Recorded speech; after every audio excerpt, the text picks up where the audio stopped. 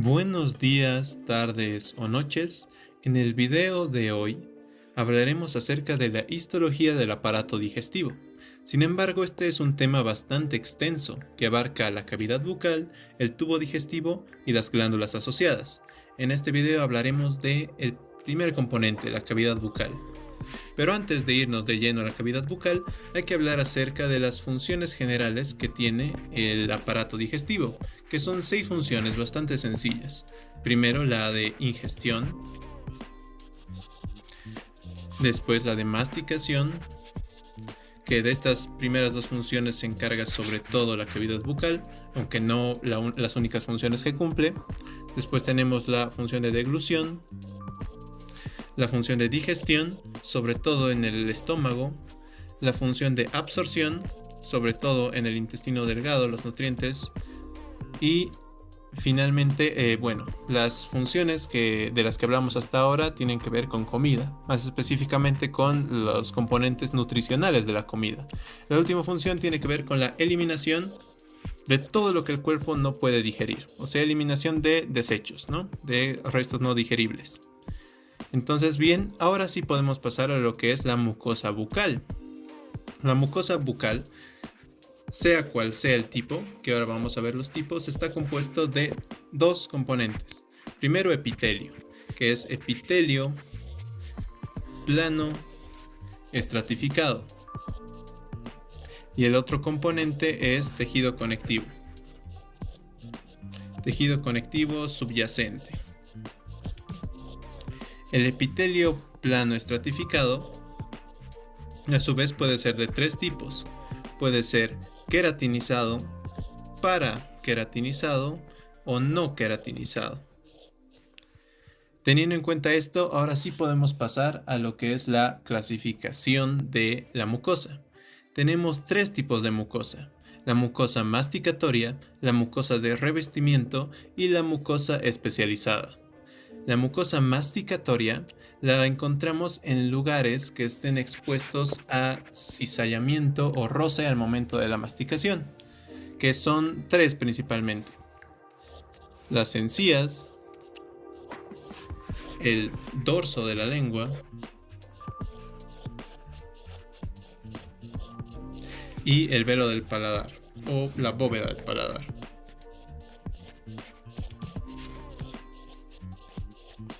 Entonces, en estos tres lugares es que podemos encontrar mucosa masticatoria, lugares expuestos a cizallamiento. Yendo a sus componentes, ¿qué tipo de epitelio tiene? Tiene epitelio plano estratificado, como todos, pero este puede variar entre queratinizado, es decir, completamente queratinizado, o parcialmente queratinizado, paraqueratinizado. Y el tejido conectivo es un tejido conectivo colagenoso, denso y regular. Bien, entonces, esta es la mucosa masticatoria. Las demás son más sencillas, ya que la mucosa de revestimiento se encuentra en el resto de la boca. Es decir, todo lugar de la boca que no tenga mucosa masticatoria va a tener mucosa de revestimiento. Los componentes en este caso son también epitelio plano estratificado, pero este va a ser no queratinizado. Y el tejido conectivo va a ser exactamente el mismo: tejido conectivo colagenoso, denso y regular. Y por último tenemos la mucosa especializada. Esta mucosa se va a encontrar en lugares donde haya botones gustativos. ¿Y dónde encontramos botones gustativos? Principalmente en dos lugares. En lo que es, vamos a hacerlo en el dibujo, en lo que es el dorso de la lengua y también en parches, es decir, en porciones aisladas que se pueden encontrar o en la bóveda del paladar o más aquí, más adentro, en la faringe, ¿ok? Entonces, con eso ya tendríamos los tres tipos de mucosa que existen en la cavidad bucal. Aparte de mucosa, o más bien incluido en la mucosa, también encontramos glándulas salivales. ¿Y qué tipo de glándulas salivales? Estas se clasifican en dos: las glándulas salivales principales y las glándulas salivales menores. Las glándulas salivales principales se verán mucho mejor en temas posteriores, pero como para tener un pequeño vistazo, las glándulas salivales principales son tres: la parótida, la glándula sublingual y la glándula submaxilar. ¿Ok? Esas tres.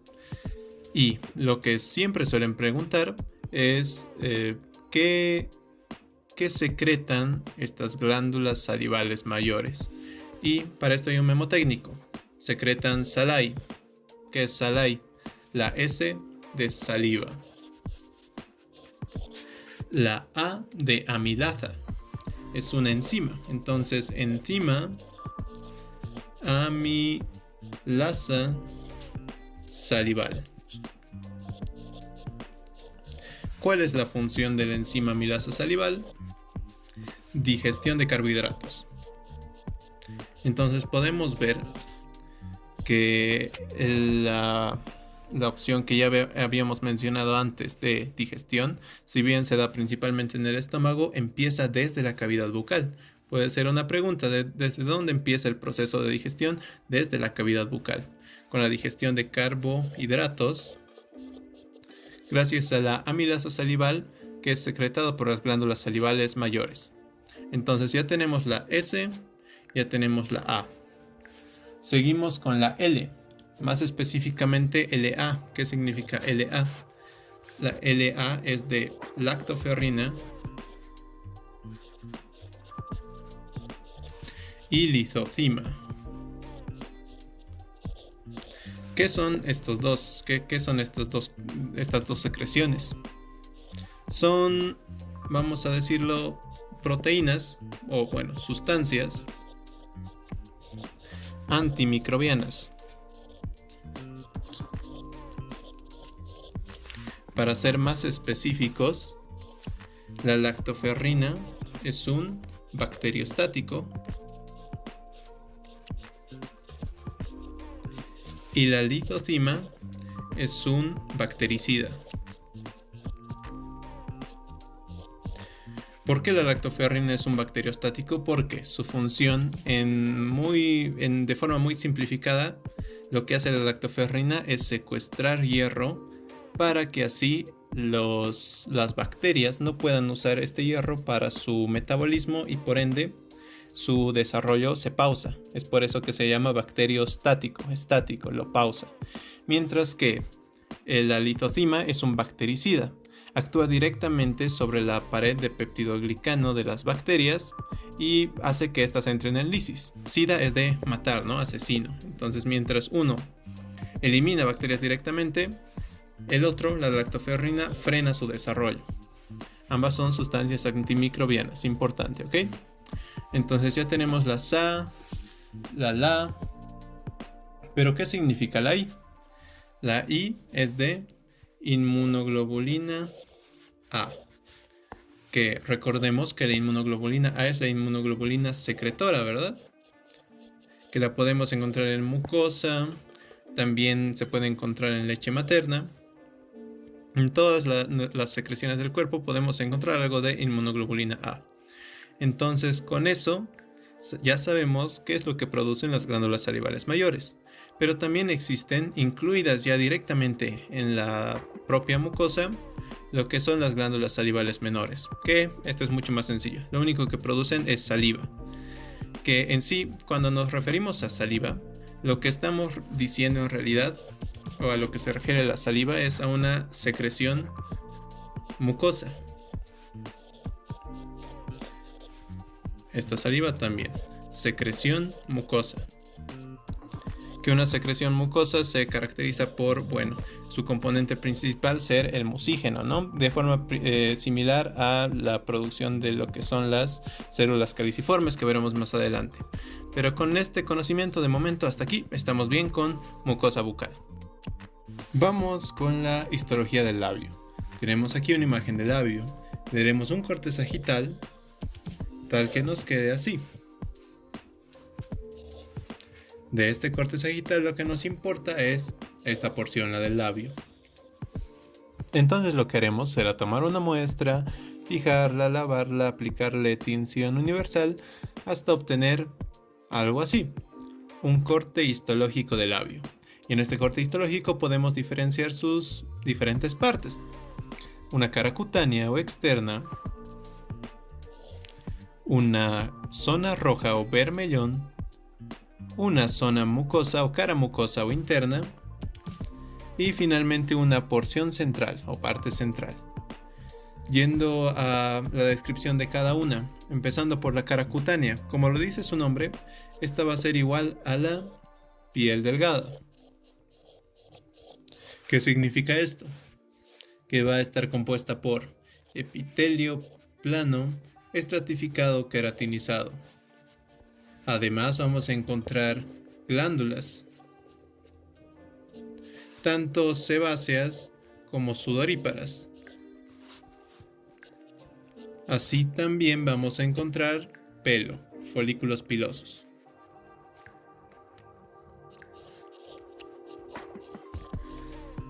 Pasamos a la zona vermellón.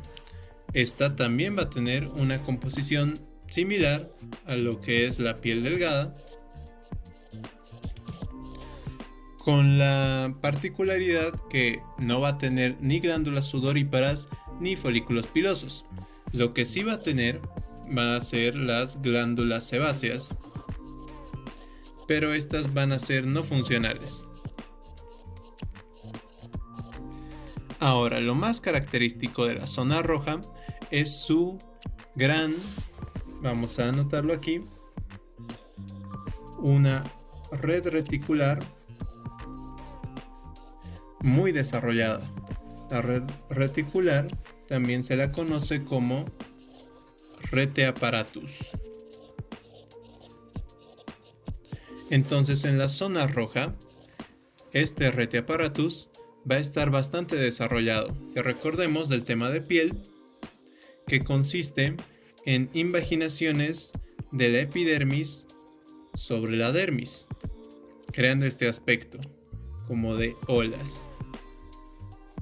Entonces, bien, debido a que las crestas dérmicas van a contener asas capilares bastante cercanas a la piel, como la red reticular está bastante desarrollada, estas crestas van a estar muy cerca de la piel.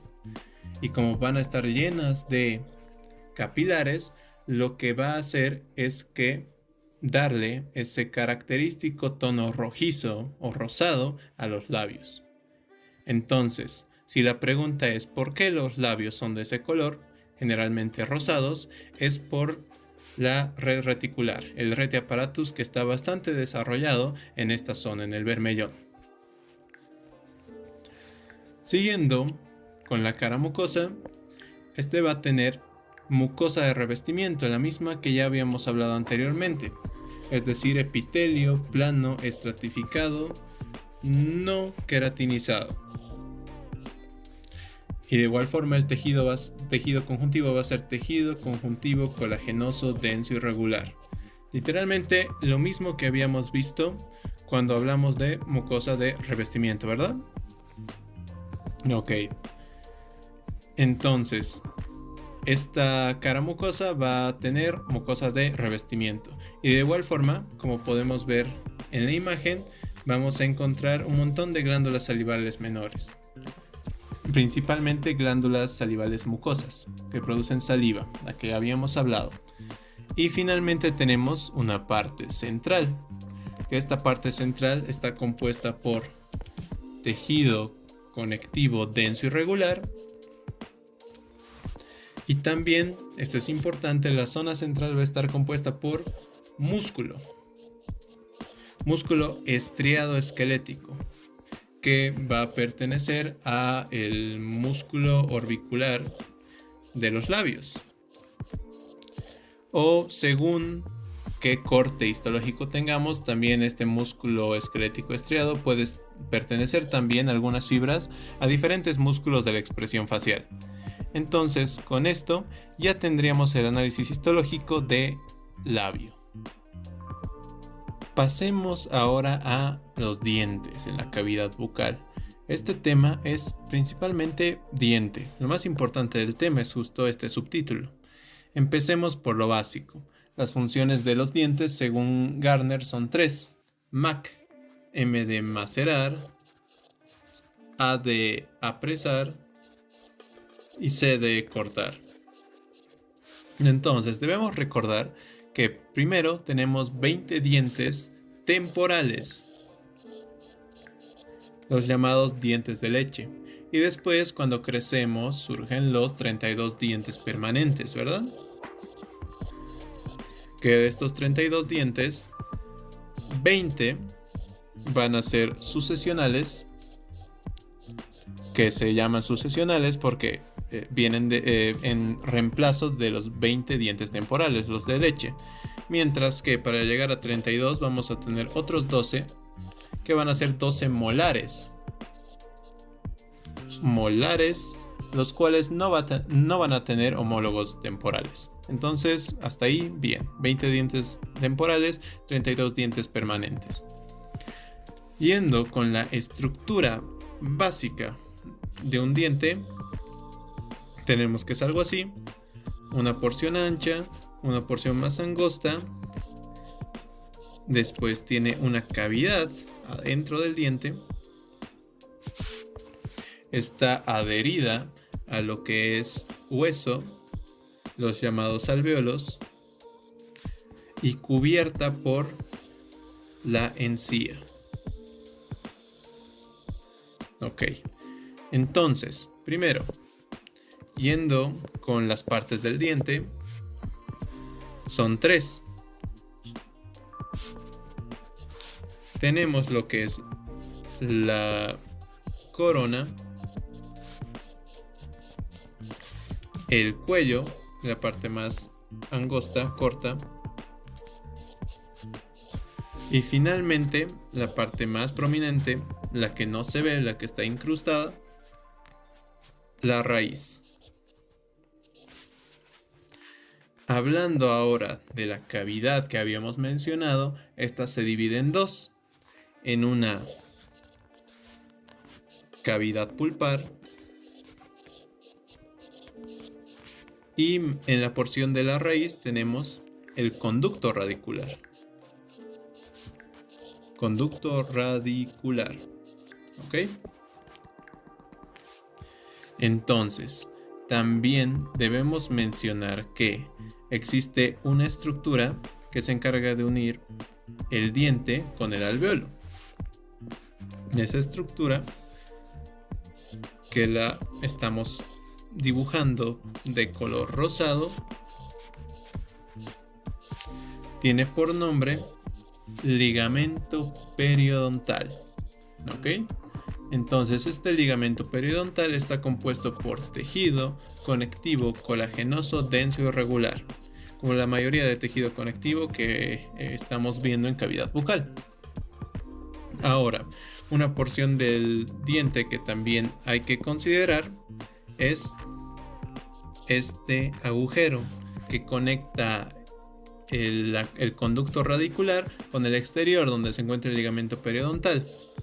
Este es el llamado agujero apical.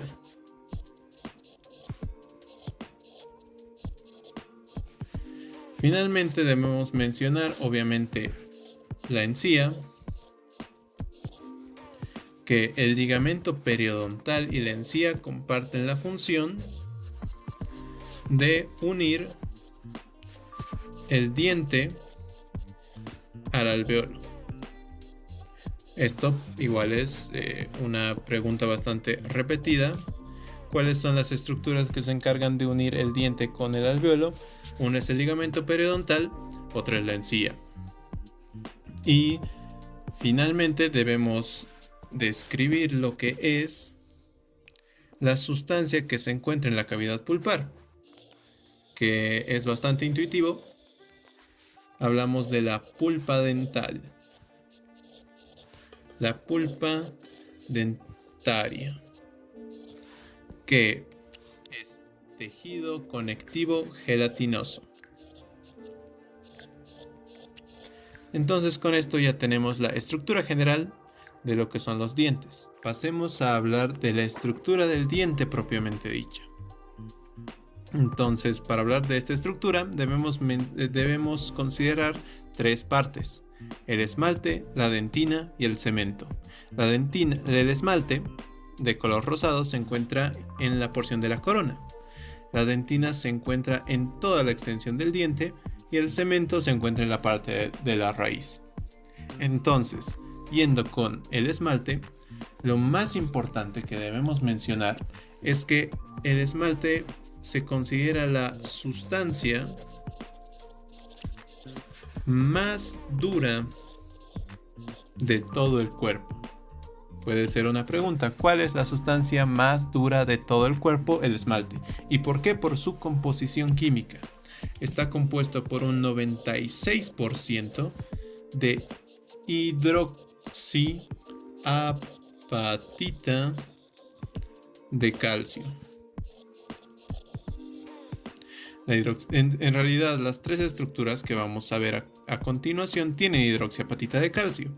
Esta es la sustancia más dura justamente porque es la que más hidroxiapatita de calcio tiene.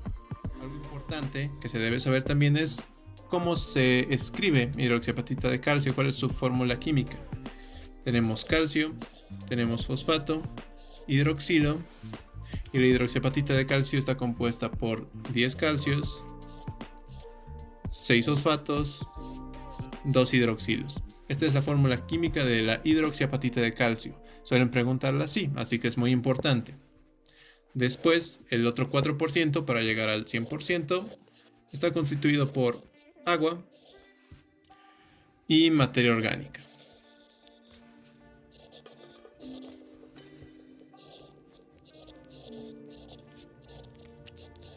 Entonces, con eso estamos bien.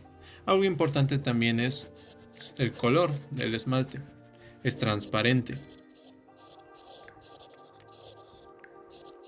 El color blanco, de blanco a amarillo, que podemos ver en nuestros dientes no es el esmalte, porque el esmalte es transparente. En realidad lo que se ve es, a través del esmalte, la dentina, que después vamos a describirla. Sigamos con esmalte. Entonces, si en el esmalte hacemos un zoom, vamos a ver que la morfología del esmalte está compuesta por cristales. Vamos a dibujar aquí un cristal de forma romboidal. Entonces, lo importante de estos cristales es que Gardner nos menciona que está cada uno individualmente cubierto de una capa de glicoproteínas. Esta capa de glicoproteínas también nos menciona que tiene estructura muy similar a lo que es la queratina, ¿no? La de la piel, el cabello, las uñas, esa queratina. Ahora bien, los tres componentes que nos menciona Gardner, que conforman esta capa de glicoproteína, son, primero que nada, las enamelinas, las amelogeninas y las ameloblastinas. Hay un memo técnico para acordarse de esto. Es el AME-AENA. Yo AME-AENA, ¿no? AME de amelogeninas, A de ameloblastina y ENA de enamelinas. Composición de la capa de glicoproteínas que rodean a cada cristal de esmalte. Pregunta típica. Ahí ya la tenemos. Ahora bien, algo también muy importante es que entre estos cristales encontramos células. ¿Qué son estas células? Estas células son los llamados ameloblastos. Y estos ameloblastos son muy importantes porque son los que se encargan de producir esmalte.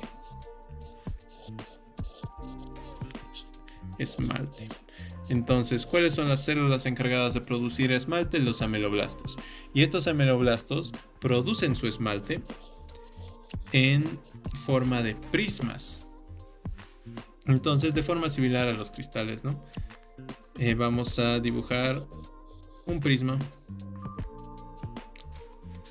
El tamaño de cada prisma que producen los ameloblastos nos lo menciona Gardner, que es de 4 a 8 micras. ¿Ok? Entonces aquí tenemos nuestro prisma de 4 a 8 micras. Y vamos a ponerlo con un color anaranjado. Es un prisma de esmalte. Pero estos prismas de esmalte se dividen. Existen dos clases de prismas de esmalte. Primero tenemos los llamados prismas adamantinos, o también llamados bastones de esmalte.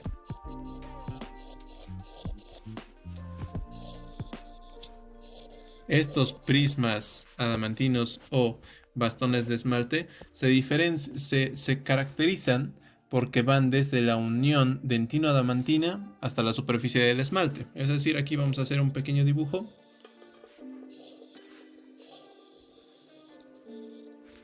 Entonces, este sería el esmalte, ¿no?, que estamos describiendo, de color rosado. Esto que está cubriendo el esmalte sería la dentina. Entonces la unión dentino-adamantina viene a ser pues el límite que hay entre la porción rosada, que es el esmalte, y la porción amarilla, que es la dentina. Entonces va desde aquí, desde la unión dentino-adamantina hasta la superficie del esmalte, es decir, así. Esta es la posición en la que se encuentran los prismas de esmalte adamantinos o bastones de esmalte, y se les dice bastones porque tienen esta forma cilíndrica. Entonces esto es importante, van desde aquí la unión dentino-adamantina hasta la superficie del esmalte, la parte más superficial del esmalte. Ese es un tipo de prisma. Y después los otros tipos de prismas son llamados prismas interprismáticos.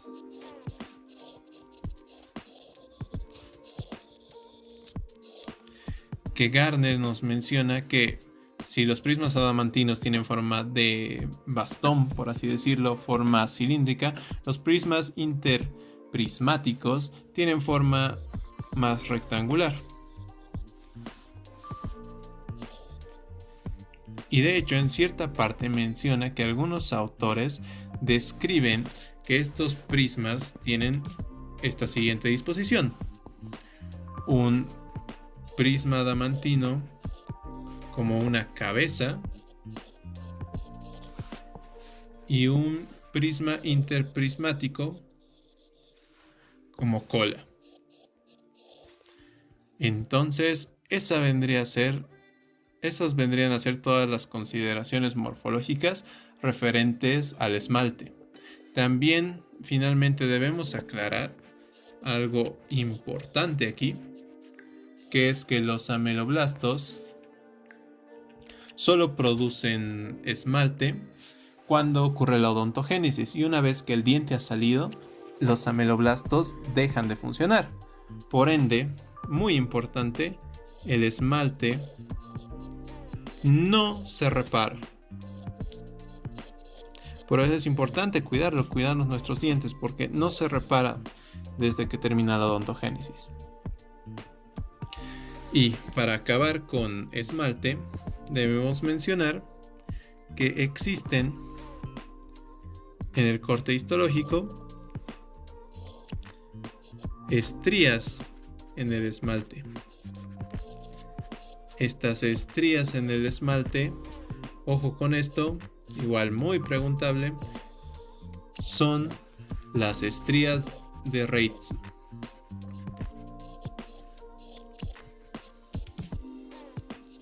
que como podemos ver su disposición es igual que la que hemos mencionado en los prismas adamantinos. Van desde la unión dentino-adamantina hasta la superficie del esmalte. ¿Ok?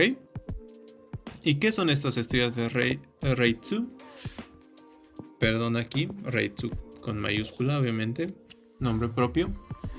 Pues en sí estas estrías de Reitzu son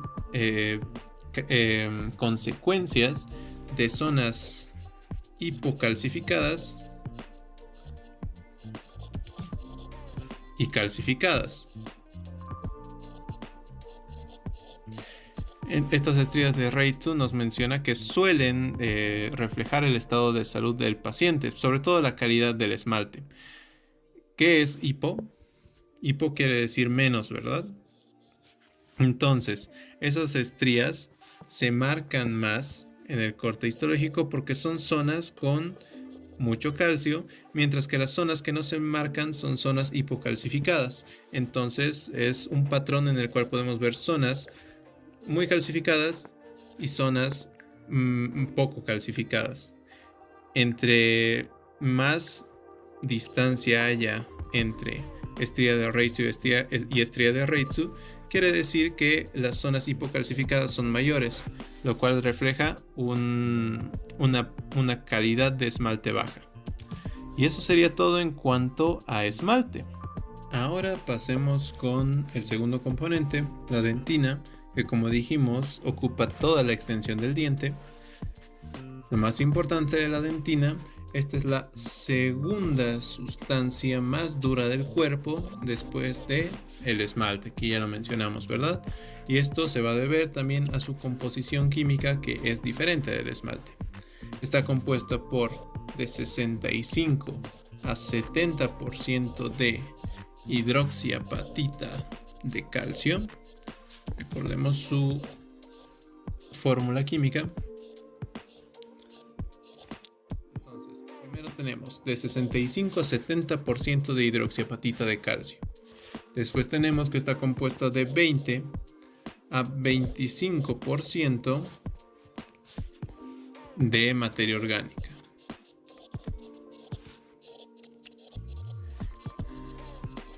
Y lo que queda, el 10% va a ser agua, H2O. Entonces ahí ya tenemos la composición química de la dentina. Ahora algo muy importante. Si hacemos zoom a la dentina vamos a encontrarnos con esto, una célula. Esta célula es conocida como, vamos a ponerlo aquí, odontoblasto.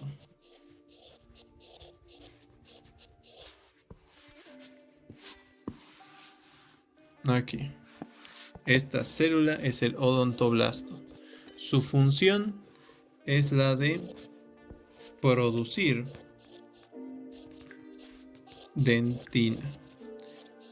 Y estos odontoblastos, a diferencia de los ameloblastos del esmalte, van a producir dentina durante toda la vida.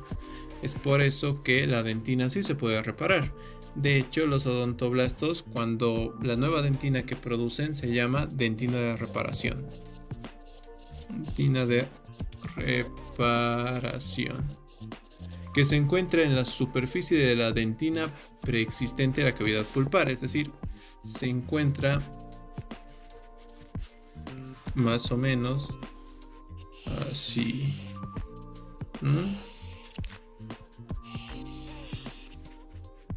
La dentina preexistente a la cavidad pulpar, esta es la dentina de reparación.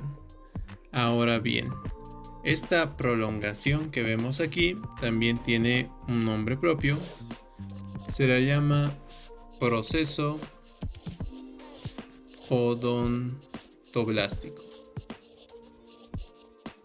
Y este proceso odontoblástico podemos ver que está en una especie de cavidad, que incluso aquí en el dibujo del diente en general se pueden ver esos como tubos en donde se encuentra el proceso odontoblástico. Estos son los llamados túbulos dentinarios. Entonces, los procesos odontoblásticos, y bueno, el odontoblasto se encuentra en los túbulos dentinarios. ¿ok? Entonces se encuentran en los túbulos dentinarios, que los túbulos dentinarios se encargan de conectar lo que es la pulpa con, según sea el caso, la unión dentino-adamantina o la unión entre la dentina con el cemento. Entonces ponemos aquí que unen la pulpa con la unión dentino-adamantina o en la raíz con la unión entre la dentina y el cemento. Esa unión entre pulpa y estas dos uniones se da a partir de los túbulos dentinarios. Y algo más que hay que mencionar. En el lugar de estos túbulos dentinarios, histológicamente, de forma muy similar a las estrías de Reitzu, aquí encontramos prácticamente lo mismo. Encontramos y lo vamos a hacer del mismo color. Aquí encontramos las líneas de Owen.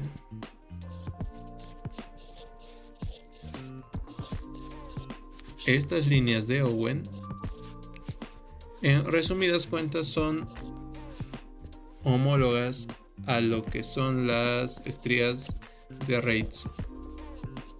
Y recordemos que las estrías de Reitzu se dan por lugares hipocalcificados intercalados con lugares calcificados, ¿no?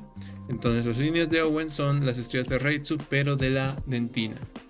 Y para terminar con lo que es la dentina, debemos mencionar algo importante, que es que la dentina tiene sensibilidad, es decir, la dentina puede sentir dolor, o más bien puede generar dolor, gracias a fibras sensitivas que tiene la dentina, y que en realidad estas fibras sensitivas se activan. Puede ser pregunta de examen: ¿qué es lo que activa las fibras sensitivas de la dentina que provocan dolor?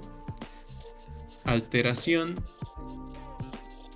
en el líquido tisular de los túbulos dentinarios.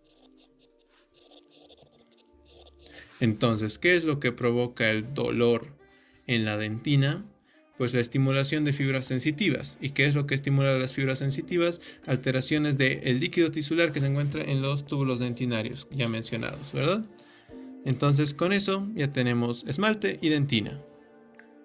Pues ya tenemos esmalte y ya tenemos dentina. Pasemos al último componente, por la raíz, el cemento. Empecemos diciendo que la sustancia más dura del cuerpo es el esmalte, la segunda sustancia más dura del cuerpo es la dentina, y el cemento baja su dureza, la cual es igual o similar a la del hueso. Y no solo es su dureza, sino que, como veremos en un segundo, su distribución celular igual es muy parecida a la que vimos en hueso o a la que vimos en cartílago. Empecemos por su composición química. Se tienen que saber las composiciones químicas de estos tres componentes. Generalmente siempre la preguntan. Recuerden, el esmalte, 96% de hidroxiapatita de calcio. La dentina, de 65 a 70% de hidroxiapatita de calcio. Y aquí el cemento, como es menos duro, va a tener menos hidroxiapatita de calcio, de un 45 a un 50% de hidroxiapatita de calcio. Aquí hay 10, aquí hay 6 y aquí hay 2. Y aquí esto igual es importante. El resto, que oscila entre un 50 y un 55%, está compuesto por agua y materia orgánica.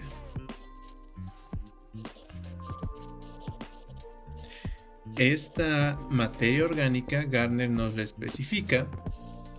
Nos dice que está compuesta por colágeno 1, colágeno 2 y colágeno 12.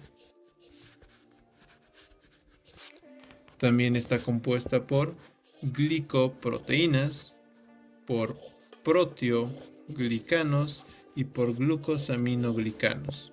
Esos son los 4 componentes de materia orgánica que forman el cemento. Ahora, veamos en este pequeño esquema. El cemento se divide en dos regiones. Un cemento acelular y el otro, en la porción más cerca de la raíz, tenemos el cemento celular. ¿Cuál es la diferencia entre estos dos cementos? La población de células. En el cemento acelular, que está más cercana a la región coronal, la región de la corona, encontramos células, estos puntos azules que estoy dibujando, que son los conocidos como cementoblastos. Estos cementoblastos, al igual que los ameloblastos, fabrican esmalte, los odontoblastos fabrican dentina, los cementoblastos van a fabricar el cemento. También debemos mencionar, seguimos en el cemento acelular, que la disposición de los cementoblastos, les había dicho que la disposición celular recuerda mucho al hueso, ¿no? Y al cartílago, es porque encontramos agrupaciones de cementoblastos rodeadas de una sustancia conocida como matriz del cemento. ¿Ok? Por el dibujo podemos ver que los cementoblastos están distribuidos como si fueran los grupos isógenos en el cartílago, ¿verdad? Esta es la matriz de cemento. ¿Y qué es la matriz de cemento? Es cemento no calcificado. Igual preguntable y fácil de responder, ¿verdad? ¿Qué es la matriz de cemento? Cemento no calcificado que rodea los cementoblastos. Ahora, cabe aclarar que los cementoblastos no solo se encuentran en el cemento acelular, sino que se encuentran en toda la extensión del cemento, como podemos ver aquí también en la parte más cerca de la raíz. En el cemento celular también encontramos ameloblastos. Entonces concluimos que el cemento celular, aparte de tener cementoblastos, va a tener otras células que se pueden ver ahí dibujadas de rosado. Estas de aquí tiene cementocitos. ¿Ok? Y estos cementocitos, de forma similar a los cementoblastos, también se encuentran en lagunas. Varias agrupaciones de cementocitos. Una diferencia que tienen estos cementocitos con los cementoblastos es que estos presentan prolongaciones que conectan con el ligamento peridental. ¿Ok? Con el ligamento periodontal. Entonces ahí ya tenemos la distribución del cemento. Cemento acelular, cemento celular. El cemento acelular tiene cementoblastos. El cemento celular tiene cementoblastos y cementocitos, ¿ok? Tiene dos tipos de células el cemento celular. Entonces, con eso estamos. Finalizando con el cemento, esto amarillo que vemos aquí está representando el ligamento periodontal. El ligamento periodontal está compuesto, entre otros componentes, de colágeno. Estas fibras, estas líneas dibujadas, constituyen colágeno tipo 1. Y si recuerdan el tema de hueso, tenemos las fibras de Sharpe. Las fibras de Sharpe. Entonces, de igual forma que las fibras de Sharpe en el hueso unían la estructura del hueso propiamente dicha con el periósteo, aquí el colágeno tipo 1 que va a formar las fibras de Sharpe va a ser parte del ligamento periodontal y va a unir el cemento con el alveolo. Y con eso ya tenemos descrita toda la estructura general del diente. Pasemos ahora con la histología de la pulpa. Empezamos diciendo que es un tejido conectivo laxo. Después hay que recordar la división que hicimos de esta cavidad en un principio, en una cavidad pulpar propiamente dicha y un conducto radicular. En este sentido, la pulpa se va a dividir también en dos porciones. La más cercana a la porción de la corona, pues será la pulpa coronal, y la que se encuentra en el conducto radicular por la raíz, pues es la pulpa radicular. Hay que también recordar que a través del agujero apical a la pulpa le va a llegar tanto nervios como vasos sanguíneos y aporte linfático. Entonces, si ponemos nuestra atención en este cuadrado rojo, sacaremos un corte de un pedazo de dentina y de la pulpa. Y aquí lo tenemos, un corte histológico de la pulpa y un pedazo de dentina, que es la porción más oscura. Vayamos con la pulpa. En la pulpa se pueden diferenciar diferentes zonas. Tenemos primero ZO, que es la zona odontoblástica. Esta se caracteriza por tener una sola capa de odontoblastos, que recordemos que los odontoblastos son aquellos que producen la dentina. Después tenemos la ZLC, que es la abreviación de zona libre de células, que esta no requiere más explicación, es una zona, como podemos ver en la imagen, donde no hay casi ninguna célula. Después sigue la ZRC, que esta es la zona rica en células. Como podemos ver, hay una alta predominancia de células. ¿Qué tipo de células vamos a encontrar aquí? Principalmente fibroblastos y células mesenquimatosas. ¿Ok? Entonces tenemos la zona odontoblástica, zona libre de células y zona rica en células. Ahí están las tres. Y en la porción más central encontramos, como en la imagen nos dice, parte central, lo que es el núcleo central de la pulpa. Este núcleo central de la pulpa está compuesto por tejido conectivo laxo, pero en esta porción existe una peculiaridad, que es que, importante, no tiene adipocitos.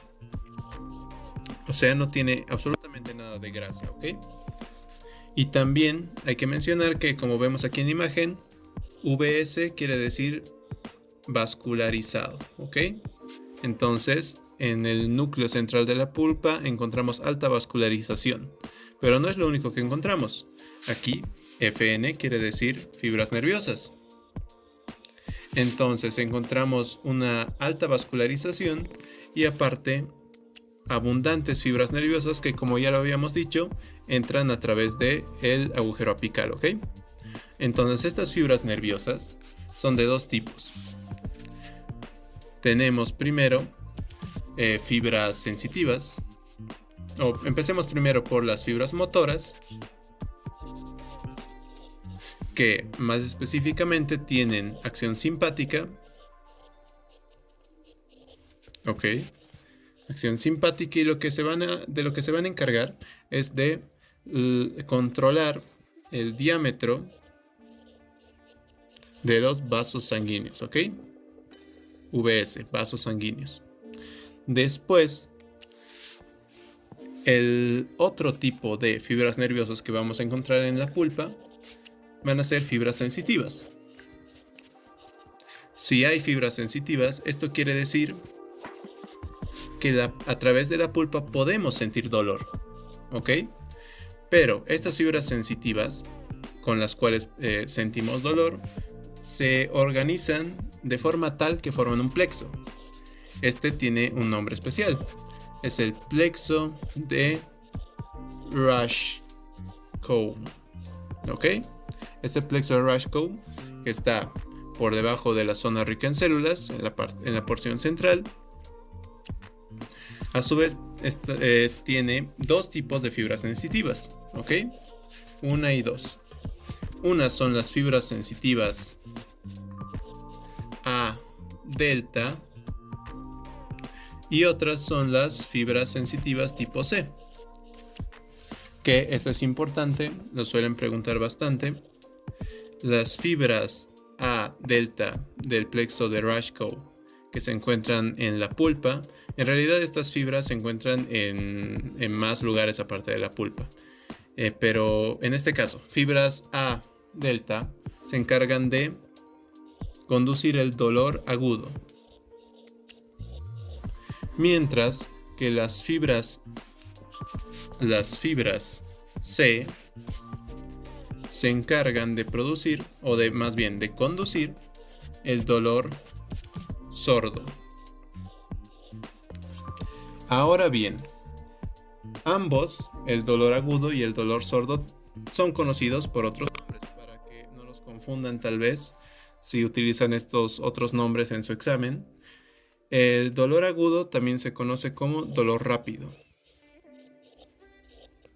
Y por ende el dolor sordo también se conoce como dolor lento. ¿Ok? Odontogénesis. Odonto, diente, génesis, origen, ¿verdad? Entonces, algo muy importante. La primera manifestación del diente aparece entre la sexta y la séptima semana de gestación, ¿ok? La primera manifestación de los dientes aparece de la sexta a la séptima semana de gestación. Entonces, ¿en qué consiste esta primera manifestación? Pues bien, el ectodermo de los arcos maxilar y mandibular va a dar origen a lo que es el epitelio bucal. Y este epitelio bucal va a sufrir mitosis. Sus células se van a empezar a multiplicar y van a formar una especie de lámina epitelial. Ahí tenemos la célula. Esta estructura es conocida como lámina dental. Entonces, la primera manifestación que se presenta entre las semanas 6 y 7 de gestación es la lámina dental. Entonces, la lámina dental es de origen ectodérmico, ¿verdad? Y todo epitelio tiene su lámina basal. Esta lámina basal separa la lámina dental de lo que es la ectomesénquima.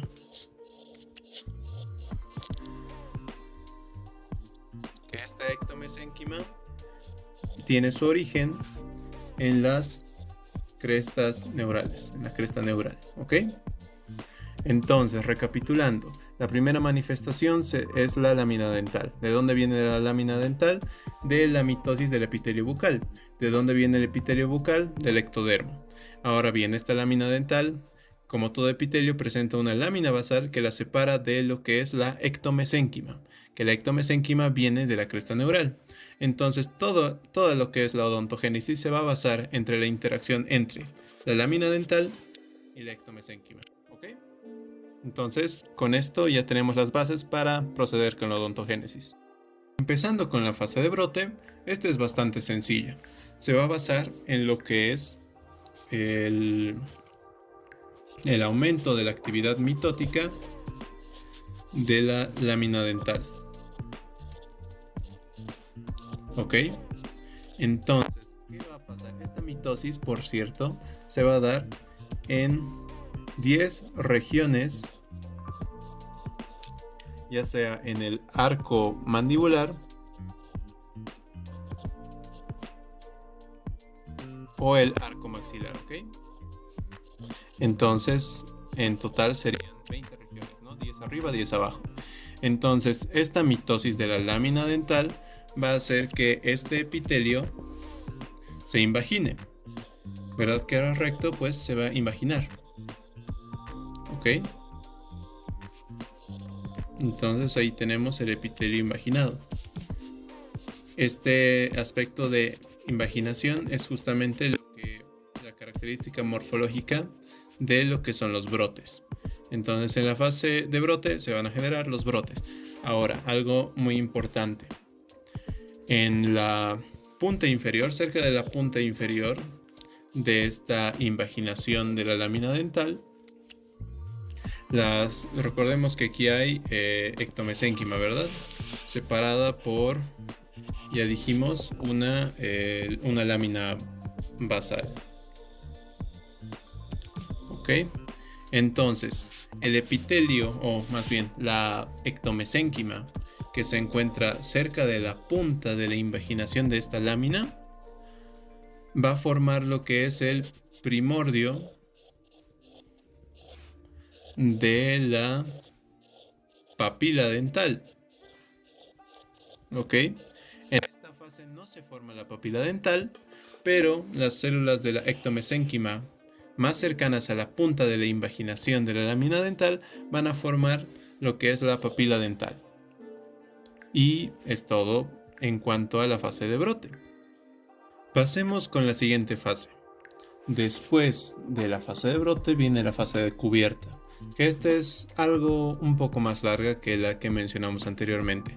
Lo que ocurre en la fase de cubierta es que las células del brote van a sufrir cambios morfológicos y van a formar lo que se conoce como cubierta. Que esta cubierta es una estructura de 3 capas. Vamos a dibujarlo de forma esquemática. Estas 3 capas que forman la cubierta son así. Este es el esquema. Entonces, la capa que se encuentra en la convexidad de la estructura se la conoce como epitelio externo de esmalte. La capa que se encuentra en la concavidad de la estructura se la conoce como epitelio interno de esmalte. Entonces tenemos el epitelio externo de esmalte, el epitelio interno de esmalte y una cubierta en medio de estas dos que se la conoce como retículo estrellado. ¿Ok? Retículo estrellado.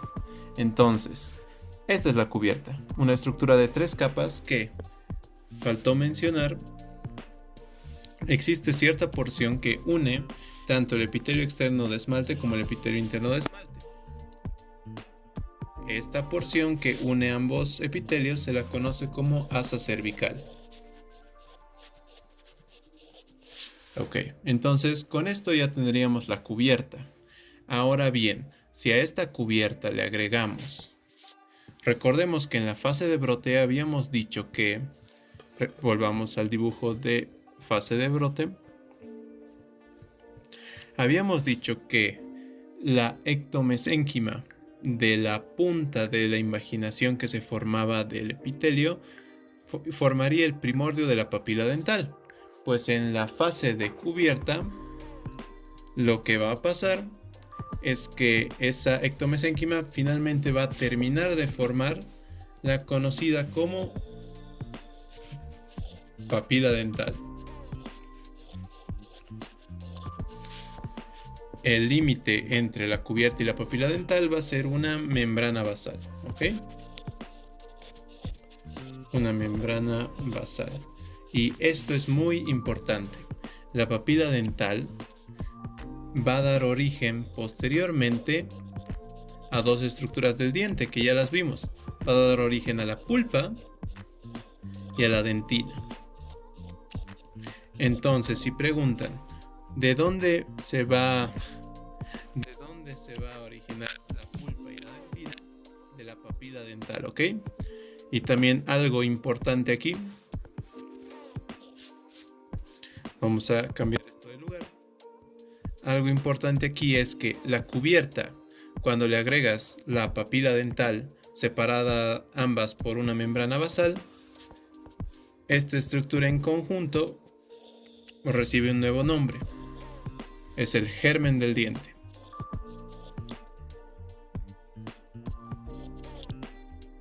¿Ok? Entonces, hay que aprender a diferenciar entre cubierta y germen del diente.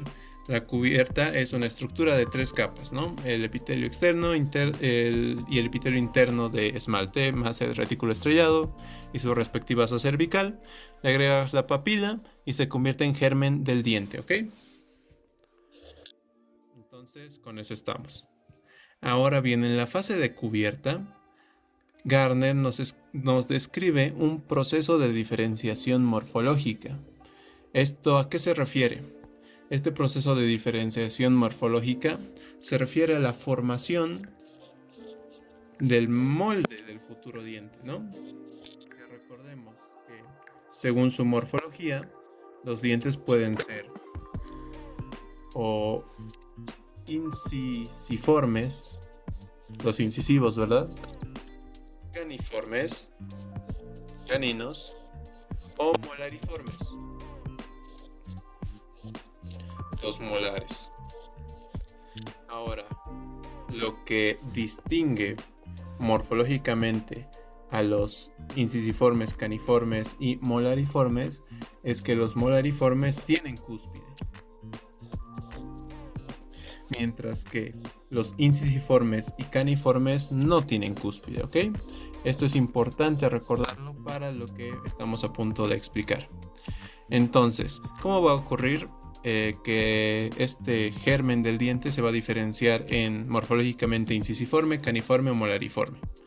Pues bien, todo va a depender, todo este proceso de diferenciación morfológica va a estar controlado por una estructura que se conoce como el nudo de esmalte primario.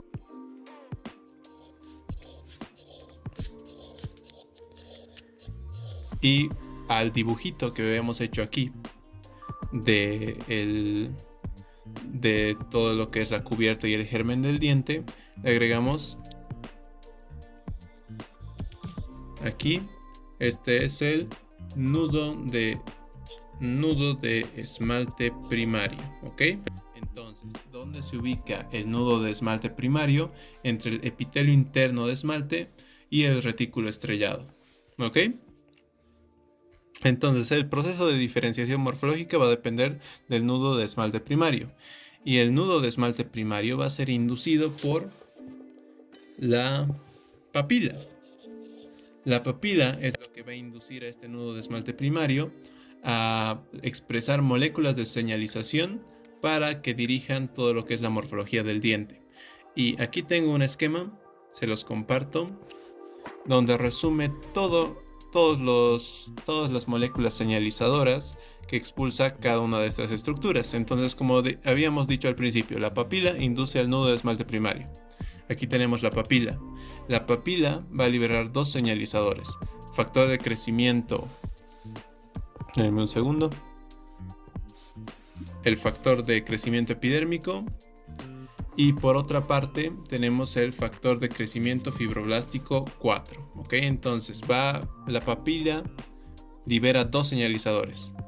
Factor de crecimiento epidérmico, factor de crecimiento fibroblástico 4. Estos dos señalizadores son los que van a actuar en el nudo de esmalte primario para que libere otros 4 señalizadores. Tenemos las proteínas morfogénicas óseas, Bone Morphogenic Protein, tipo 2 y tipo 4, Sonit Headshot, factor de crecimiento fibroblástico 4. Notemos que el factor de crecimiento fibroblástico 4 es expulsado, secretado tanto por el nodo de esmalte primario como por la papila. ¿Ves? Es la misma abreviación, ¿ok? Entonces, a tomar en cuenta. Y el cuarto señalizador liberado por el nudo de esmalte primario es la proteína codificada por genes WNT, ¿ok? Entonces, estos 4 señalizadores, hay que aprendérselos de memoria, muy importantes. Cuando estén, o sea, cuando se dé todo este proceso, lo que van a hacer es inducir la formación de la cúspide del diente. Entonces, cuando las cúspides empiecen a formarse, las células del nudo primario, ¿no? Este nudo primario, van a migrar hacia donde deberían estar las futuras cúspides. Y cuando migran, el nudo de esmalte primario se convierte en nudo de esmalte secundario, ¿ok? Todo eso está resumido en este esquema.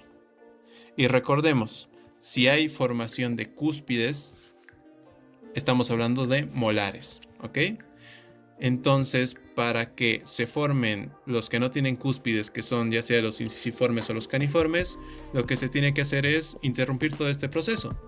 Y justamente eso es lo que ocurre. Entonces, aquí tenemos que cuando la papila no secreta ninguno de estos dos señalizadores, lo que va a pasar es que el nudo de esmalte primario va a entrar en apoptosis, ¿no? Aquí está, el nudo de esmalte primario entra en apoptosis y no hay cúspides, formando incisivos y colmillos, ¿ok? Cabe aclarar que recordemos que uno de los señalizadores era la proteína morfogénica ósea, de dos tipos, la 2 y la 4. Ahora esta 4, como dice aquí, va a inducir también al nudo de esmalte primario y secundario a la apoptosis. Por eso aquí también está más Bone Morphogenic Protein 4, ¿ok? Entonces, este señalizador, el 2 no, el 2 lo vamos a ver luego. El 4 lo que va a hacer es inducirse a sí mismo el nodo de esmalte primario a la apoptosis, ¿ok? Entonces, cuando ocurre toda esta liberación de señalizadores, vamos a tener cúspides, o sea, molares, y cuando no ocurre, y es más, actúa la proteína morfogénica ósea tipo 4, el nodo de esmalte primario va a entrar en apoptosis. No va a haber cúspides si entra en apoptosis y por ende vamos a obtener incisivos y colmillos. ¿Ok? Se me olvidaba mencionar que en Gardner nos menciona, este es un esquema para entender mejor un poco las relaciones entre las partes de la cubierta y todo el germen del diente, pero es una imagen en 2D, ¿verdad? Y todo este proceso ocurre en 3 dimensiones. Entonces Gardner nos dice que para imaginarnos cómo más o menos se forma la estructura de la cubierta y el germen del diente, nos dice que hay que imaginarnos una taza. Ok, entonces voy a dibujar una taza. Ahí está mi taza. Entonces nos dice que el epitelio externo de esmalte vendría a ser la superficie externa de la taza, que viene a ser convexa, ¿verdad? La superficie interna de la taza es el epitelio interno de esmalte. ¿Ok? En el grosor que ocupe esta taza, porque todas las tazas van a tener cierto grosor, ¿verdad? El grosor de esta taza va a constituir el retículo estrellado y el asa cervical, dijimos que es la zona en donde se conectan el epitelio externo de esmalte y el epitelio interno de esmalte.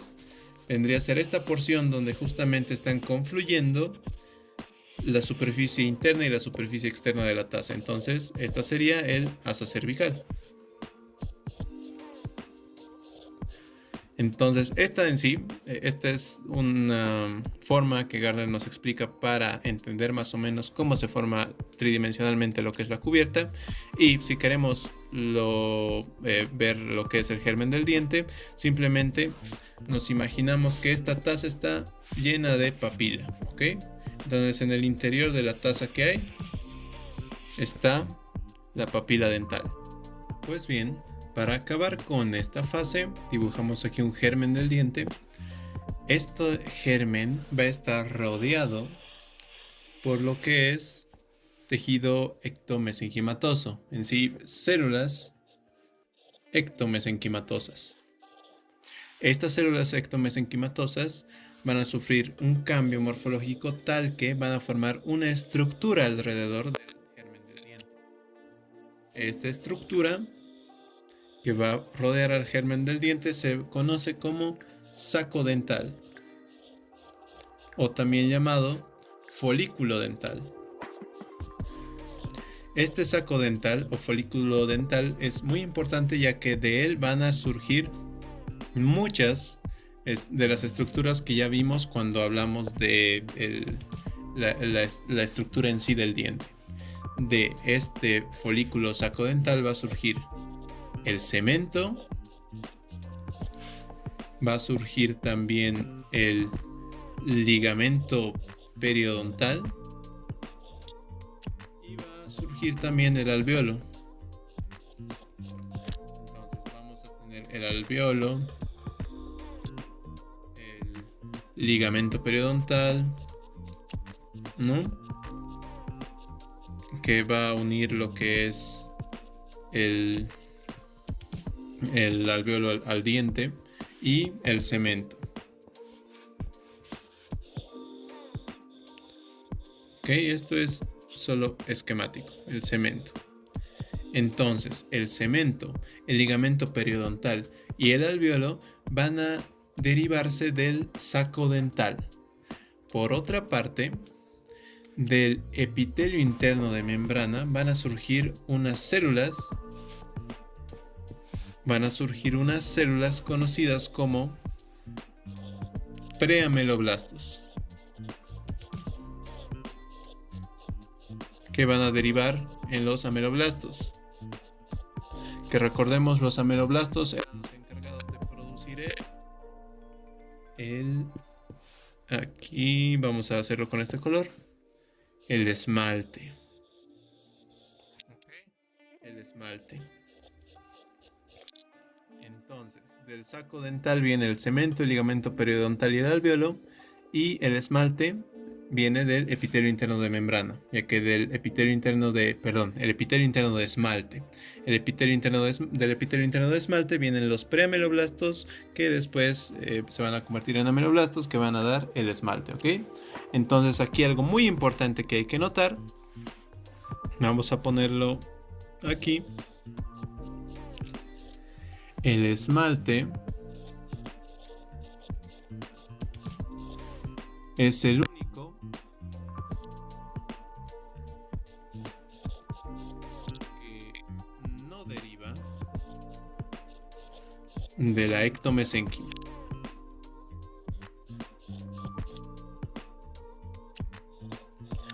Recordemos que al principio habíamos dicho que el principio de la odontogénesis era la interacción entre la lámina dental y la ectomesénquima.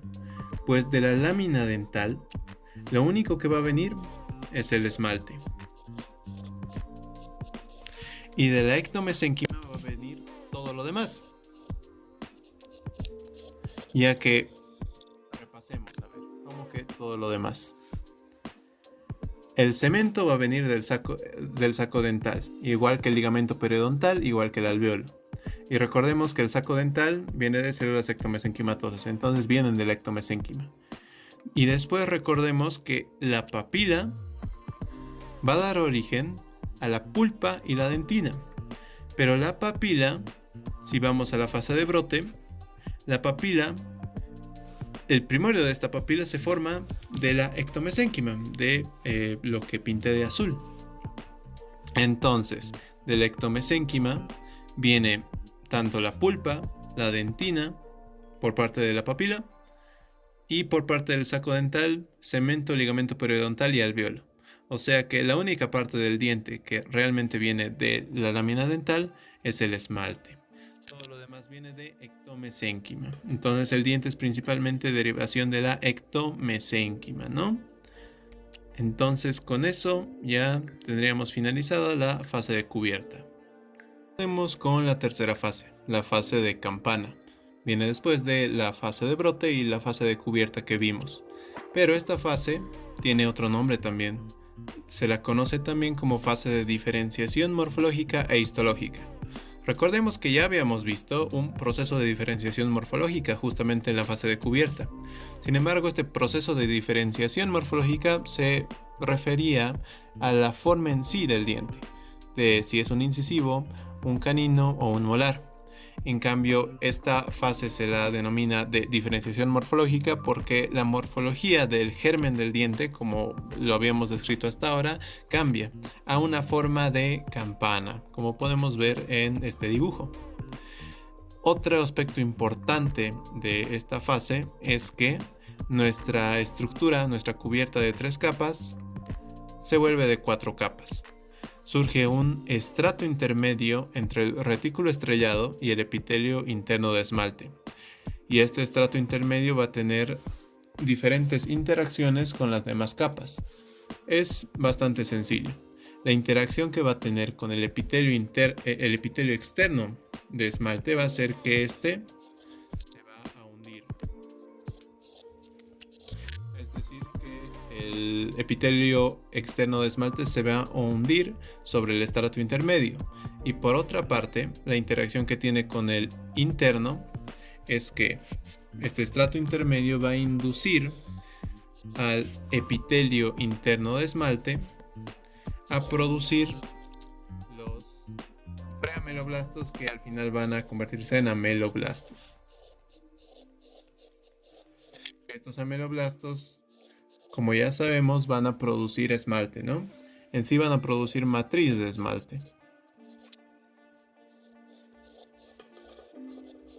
Por otra parte, aquí ya la papila dental va a producir de forma similar a los ameloblastos. Aquí en todo caso serían los preodontoblastos que van a derivar finalmente en odontoblastos.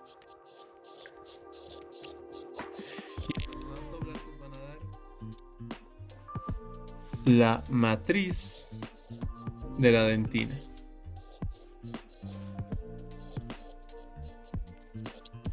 Entonces cuando estos dos se unan, ¿no? Bueno, no se van a unir, sino que van a tener contacto, se va a formar la unión dentino-adamantina.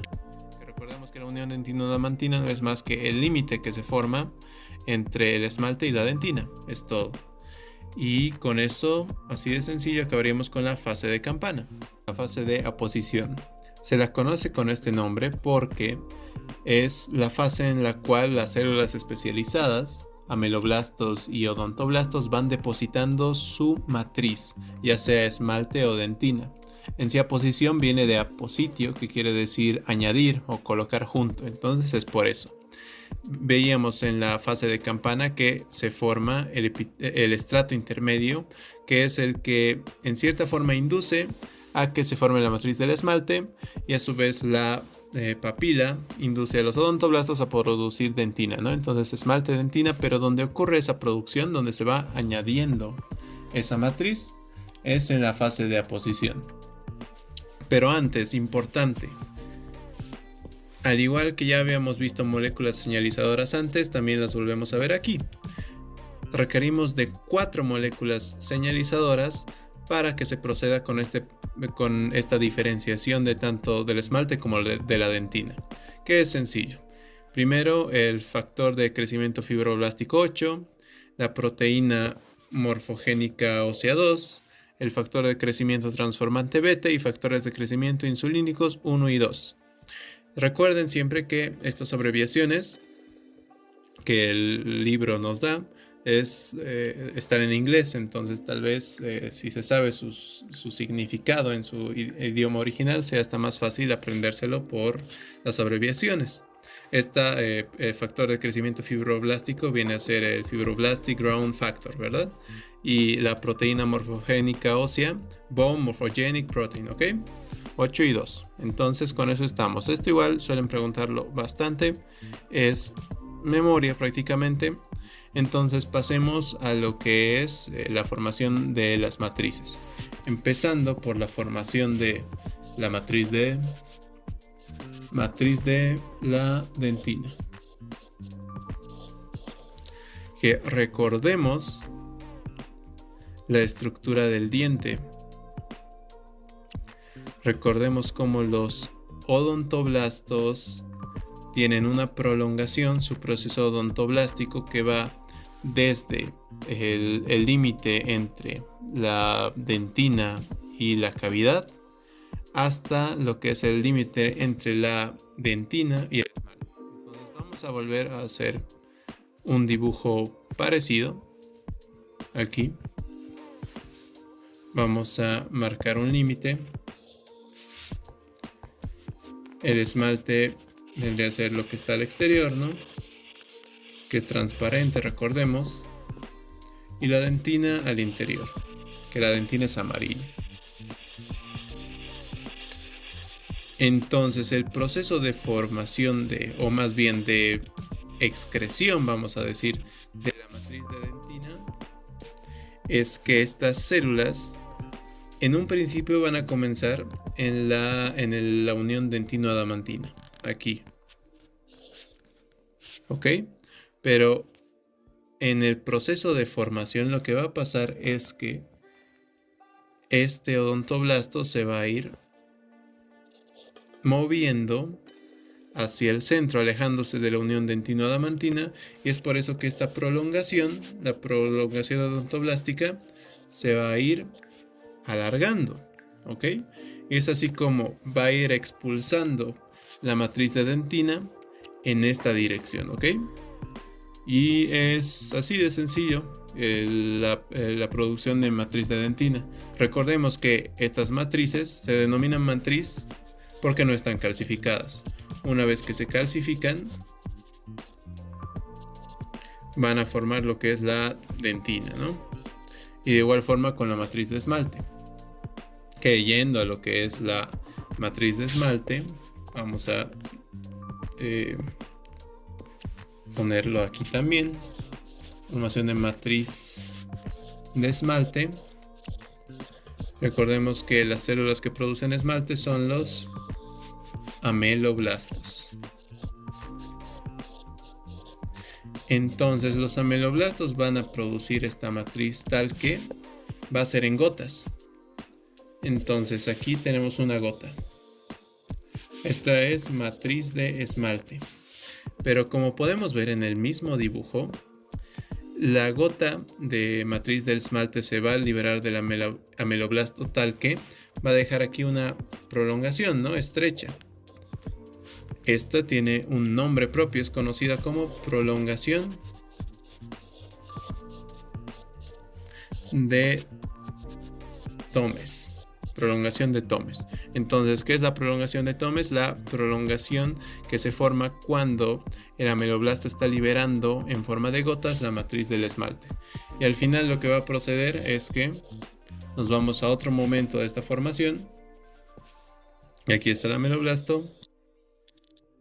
Se va a terminar de liberar la gota de matriz de esmalte. Y el ameloblasto inmediatamente va a empezar a producir otro, ¿no? Y esta ya, ¿cuál es la primera etapa de la producción de esta gota de matriz de esmalte? Es la prolongación de Thomes, ¿no?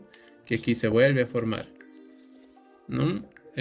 Prolongación de Thomes. Y así este proceso se va repitiendo una y otra vez. Pasemos a la última etapa de la odontogénesis, formación de la raíz.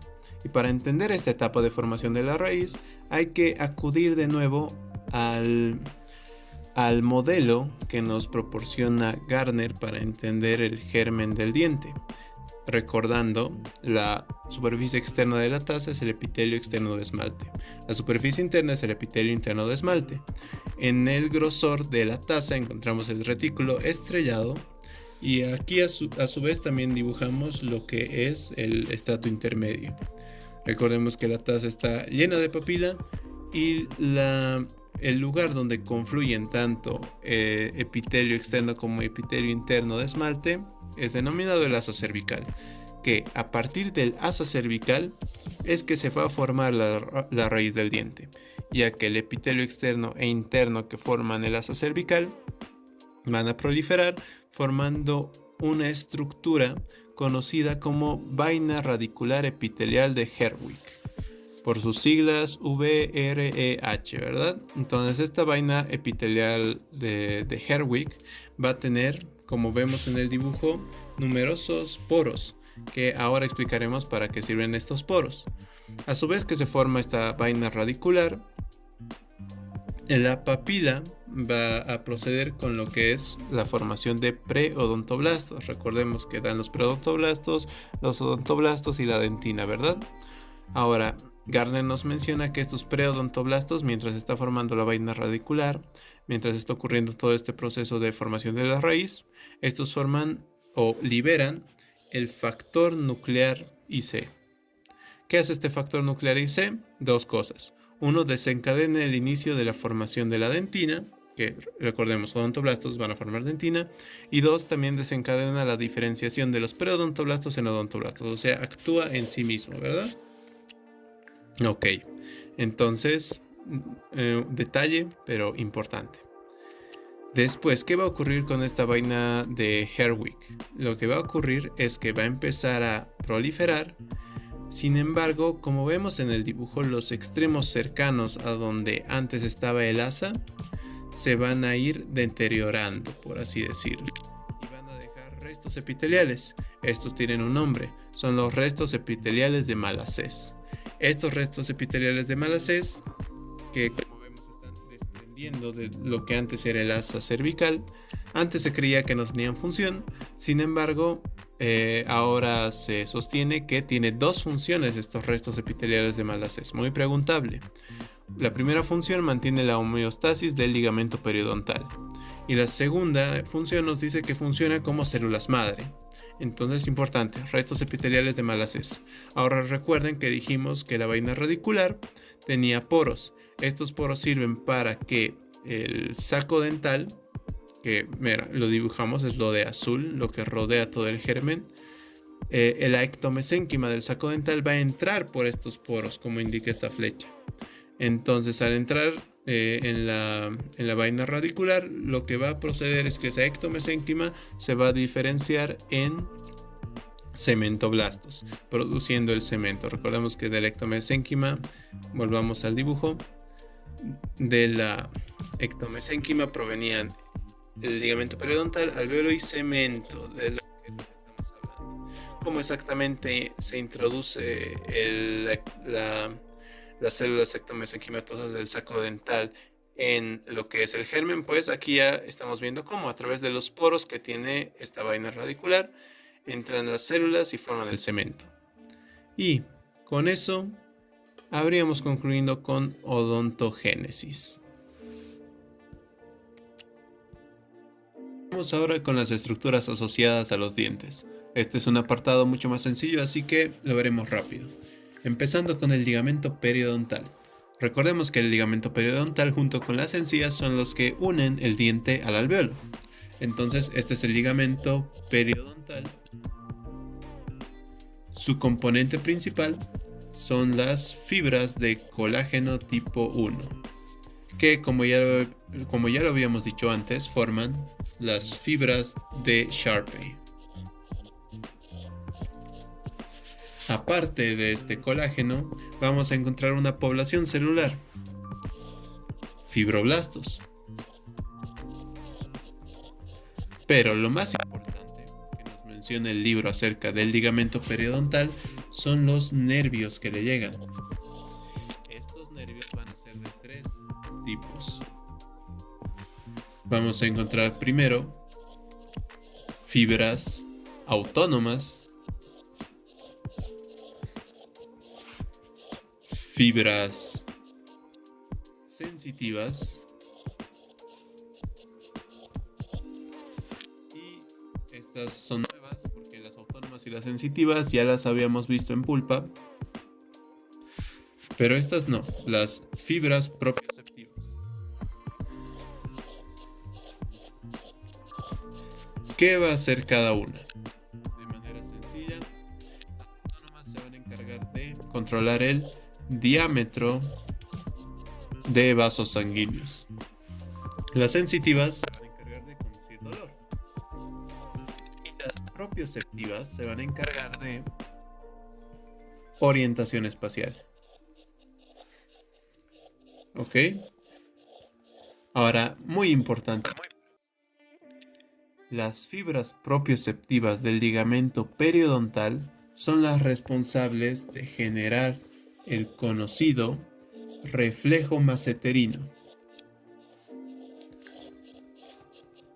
Que el reflejo masseterino en sí consiste en la apertura involuntaria de la mandíbula cuando se muerde algo duro.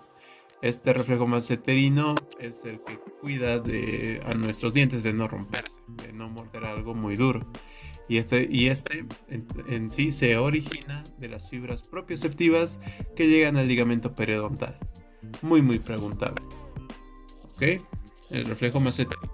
Y con eso veríamos los aspectos más importantes del ligamento periodontal.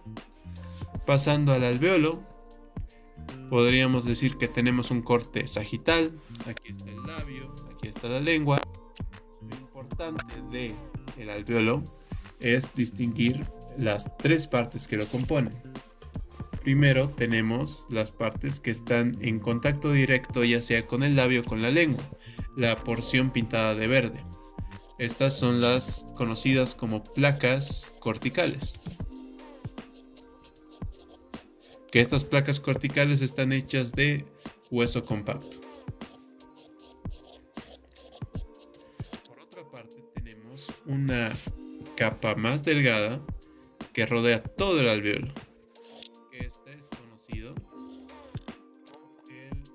hueso alveolar propiamente dicho.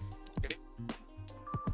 Placas corticales, el hueso alveolar propiamente dicho, y finalmente lo que ocupa la mayor parte del grosor del alveolo es hueso alveolar esponjoso, que como su nombre lo dice es hueso esponjoso, ¿no? Es la zona esponjosa del alveolo. Entonces, de forma muy sencilla, las partes del alveolo son las placas corticales, hueso alveolar propiamente dicho, y la zona esponjosa, hueso alveolar esponjoso. Con eso ya tendríamos con lo que es alveolo. Ahora sí, pasando a la encía. Igual, importantes que debemos saber de encía. Primero que, como vemos en el dibujo, existe, la encía es un recubrimiento de mucosa. Recordemos que la encía es en sí mucosa masticatoria, ¿verdad? Porque es un lugar que está expuesta continuamente a cizallamiento cuando se mastican alimentos. Entonces va a ser mucosa masticatoria. Y esta mucosa tiene esta disposición tal que tiene una curva que sube por encima del límite de la corona del diente, baja y vuelve a subir.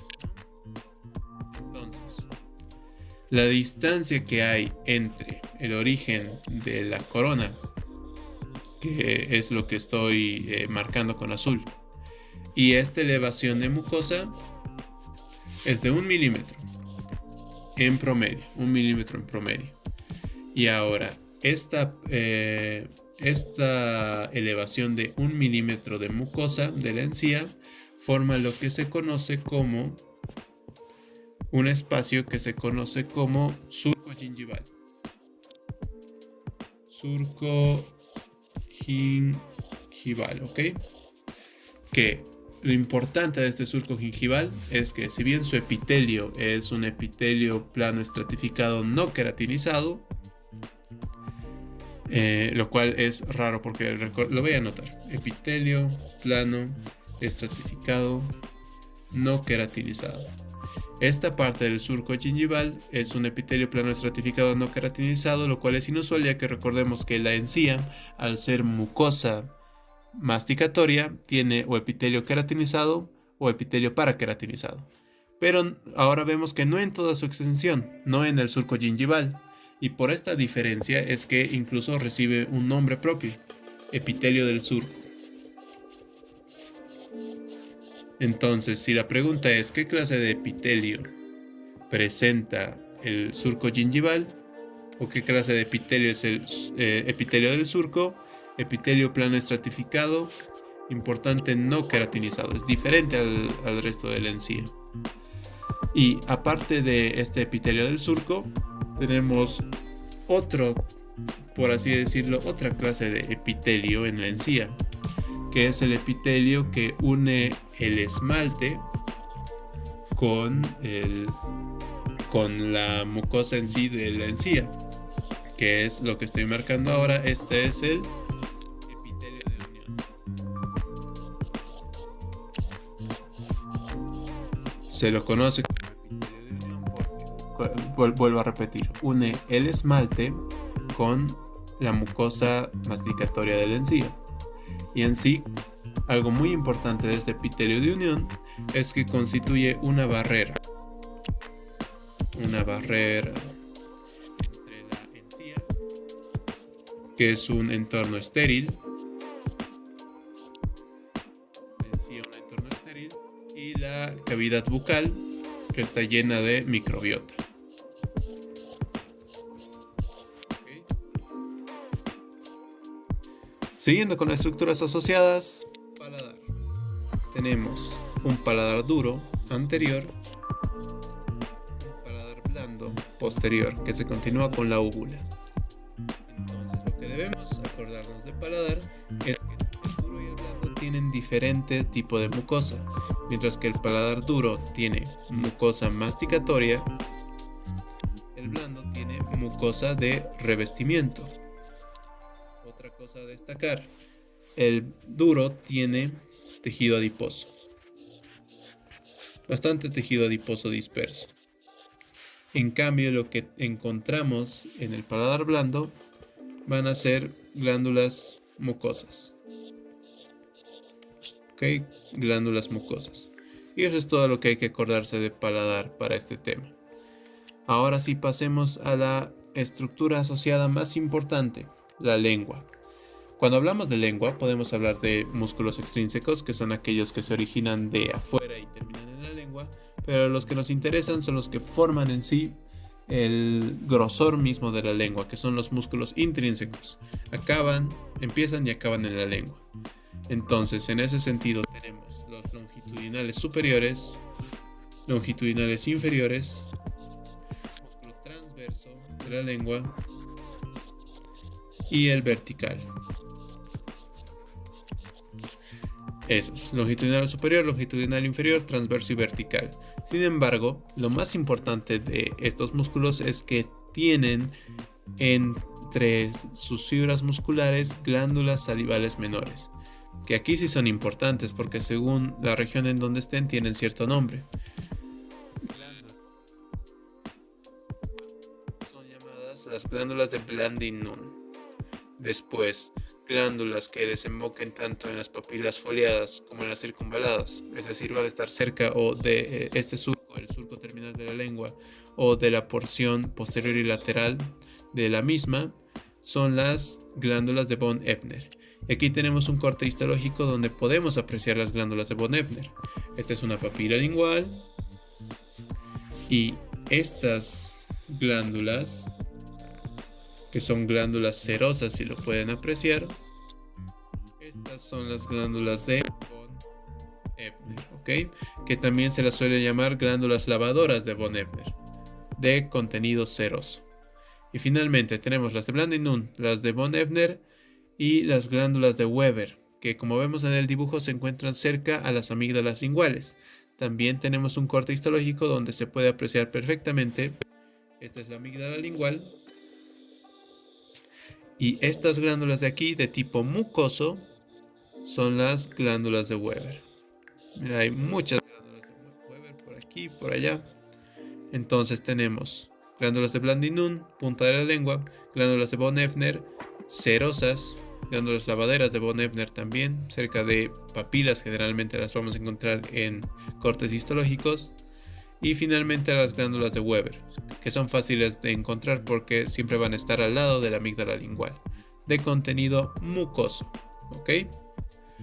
Siguiendo con lengua, algo importante que debemos saber son las papilas linguales. Aquí tenemos una imagen donde nos muestra la distribución que se tiene más o menos de estas papilas en toda la lengua. Pero hay que primero pasar a describirlas una por una. Tenemos en total 4 tipos de papilas linguales. Vamos a dibujarlas. Tenemos las filiformes. Vamos a anotarlo. Filiformes. Después, el otro tipo de papila que tenemos son las fungiformes, en forma de hongo, ¿verdad? Las fungiformes.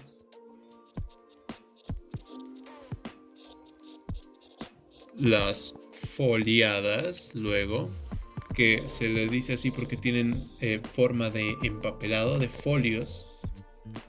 Las foliadas. Y las más grandotas, que son las circunvaladas o caliciformes. Las glándulas caliciformes. Entonces aquí ya tenemos dibujadas de forma esquemática glándulas filiformes, fungiformes, foliadas, caliciformes. Lo más importante que debemos saber, o algo que siempre suelen preguntar en los exámenes, es acerca de cuáles son los que tienen botones gustativos y cuáles no tienen botones gustativos. Pues bien, las filiformes son aquellas papilas que sirven para raspar la comida.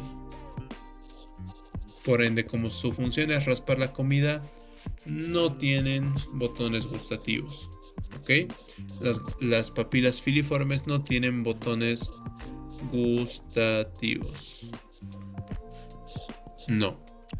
Pasemos a las fungiformes. Las fungiformes sí van a tener botones gustativos. Van a tener botones gustativos sobre todo en la cara dorsal de la parte superior. Entonces, aquí. Estos puntitos azules representan los botones gustativos. Ahora vamos a hablar de los botones gustativos con más detalle. Después, las glándulas foliadas. Ojo, es tema de confusión. Las glándulas foliadas también tienen botones gustativos, pero, hay un pero, solo entre los primeros 2 a 3 años de vida.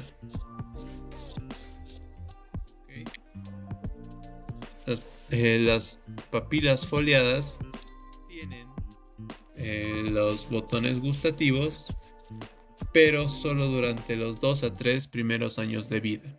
Después estos botones gustativos van a desaparecer. Entonces, de momento, las únicas papilas gustativas que nunca tienen botones gustativos son las filiformes, ya que las foliadas tienen, pero van desapareciendo con el tiempo. Y finalmente las caliciformes, que también tienen botones gustativos.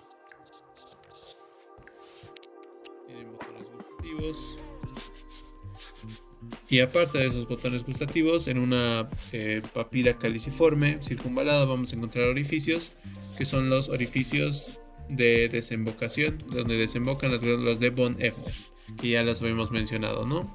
Estas, perdón, mil disculpas, las glándulas de, no, sí está bien, las glándulas de von Ebner, de secreción serosa. Las glándulas lavadoras de von Ebner, recordemos que habíamos dicho que desembocan en las papilas circunvaladas, y en las papilas circunvaladas se va a ver esos orificios por donde desembocan estas secreciones. Y eso sería en cuanto a las papilas de la lengua. Podemos observar en esta imagen que las papilas caliciformes se encuentran cerca de el surco terminal de la lengua. Las papilas foliadas se encuentran en la porción lateral y posterior de la lengua. Las filiformes se encuentran en toda su extensión, al igual que las fungiformes, ¿ok? Con esas no hay problema. Con fungiformes y filiformes, esas se encuentran en toda la extensión. Las filiformes en mucha más cantidad. Las que tienen ubicaciones específicas son las caliciformes, que se encuentran por el surco terminal del labio, surco terminal de la lengua, y las foliadas, que se encuentran en las porciones laterales y posteriores. Lateral y posterior, es importante especificar eso. Si solo se dice lateral, se está suponiendo que están en todo el lateral de la lengua, ¿no? Pero no, lateral y posterior. Finalmente, el último subtítulo del tema, botones gustativos. Vamos rápido aquí. En esta imagen histológica podemos ver en estas papilas botones gustativos. Aquí tenemos un botón gustativo, aquí tenemos otro botón gustativo y otro. Aquí tenemos otro botón gustativo. Entonces, ¿qué son los botones gustativos? Los botones gustativos son órganos intraepiteliales sensitivos. Van a sentir. ¿Qué? Botones gustativos, es obvio que van a sentir sabores, ¿verdad? En sí constituyen estructuras, como estamos viendo aquí, más o menos ovaladas. Miden aproximadamente 80 micras. Y están compuestas en su interior de células fusiformes. Gardner nos dice un número exacto, de 60 a 80 células fusiformes. También nos dice un dato importante: cada botón gustativo tiene una vida media de 10 días. Importante, vida media de los botones gustativos, 10 días. Y aún más importante, la composición que tienen. Cada botón gustativo está compuesto de 4 tipos de células diferentes. Tenemos las células oscuras, las células claras, las células intermedias y las células basales. Estas tienen otros nombres. Las células oscuras son también de tipo 1, las claras tipo 2, intermedias tipo 3. Ahora, la única relación que nos explica en el libro es que las oscuras después se convierten en claras. Las células claras se convierten en intermedias y en cuanto a las basales, estas se encargan de generar más células oscuras. ¿Ok? Entonces pasamos de tipo 1 a tipo 2, de tipo 2 a tipo 3, o de oscuras a claras, de claras a intermedias, y las basales son las que generan en primer lugar lo que son las oscuras. Ahora bien, nos dice que existe, Gardner nos menciona un concepto que es el de células neuroepiteliales. Y la pregunta puede ser, ¿de qué están compuestas las células neuroepiteliales en la lengua? Están compuestas de fibras nerviosas más células, ya sea tipo 1, tipo 2 o tipo 3, ¿no? Ya sea las oscuras, las claras o las intermedias. Esta suma da como resultado, por así decirlo, las células neuroepiteliales en la lengua. Y ya que estamos hablando de botones gustativos, hay que obligatoriamente hablar de sabor. Entonces, si hablamos de sabor, tenemos que hablar de los 5 sabores fundamentales que existen: el salado, el dulce, el agrio, el amargo y el sabor umami, que este sabor umami se lo percibe como un sabor delicioso y funciona a base de receptores de glutamato. Entonces, repasando, 5 sabores: salado, dulce, agrio, amargo y umami. Ahora bien, este es un tema un poco más fino de memoria. Pueden preguntarlo también, como puede que no, la verdad, pero es importante saber. Entonces, la detección de sabores en los botones gustativos se puede dar de 2 formas. La primera forma es por canales iónicos. Canales iónicos específicos. El otro camino es a través de receptores unidos a proteína G. Entonces, ¿quién es para quién? Pues los que usan canales iónicos específicos son los sabores salado y agrio, mientras que los que utilizan receptores unidos a proteína G son los restantes: el amargo, el dulce y el umami. Entonces, tenemos esta división, pero aparte hay que aumentarle el hecho de que se codifican ciertos genes o se requiere ciertos genes que codifiquen ya sea canales iónicos o ya sea receptores unidos a proteína G. Entonces, aquí es donde decimos que en el caso del sabor dulce y el sabor umami, tenemos 3 genes que tienen de nombre T1R1, T1R2 y la T1R3. Estos 3 genes codifican los receptores unidos a proteína G que utilizan tanto el dulce como el umami. El sabor amargo es ligeramente diferente. El sabor amargo no solo cuenta con 3 como el dulce y el umami, el sabor amargo cuenta con 43 genes. La fórmula para describir cada uno de estos 43 gérmenes es con T2R y numeral. que en el lugar de numeral podemos poner números del 1 al 43, ¿no? T2R1, T2R2 hasta T2R40, 41, 42, 43, ¿verdad? Sin embargo, Gardner nos menciona que el gen más común que codifica los receptores que necesita el sabor amargo es el T2R38. Entonces este es el importante. De todos los T2R, el T2R38 es el gen más importante que utiliza el amargo. Finalmente, cuando hablamos de salado y agrio, que utilizan canales iónicos, nos menciona que aparte el agrio también necesita de la codificación de un gen para ser percibido, que este gen es el gen PKD2L1, que significa, está en inglés, el Polycystic Kidney Disease 2 Like 1 Protein, pero lo ideal es memorizárselo por las siglas PK2L1, ¿ok? Y también cabe aclarar algo reciente, que aparte de los sabores clásicos, se ha descubierto que el sabor de la grasa utiliza receptores especiales, diferentes a los receptores unidos a proteína G o los canales iónicos específicos. La grasa utiliza los llamados receptores CD36, ¿ok?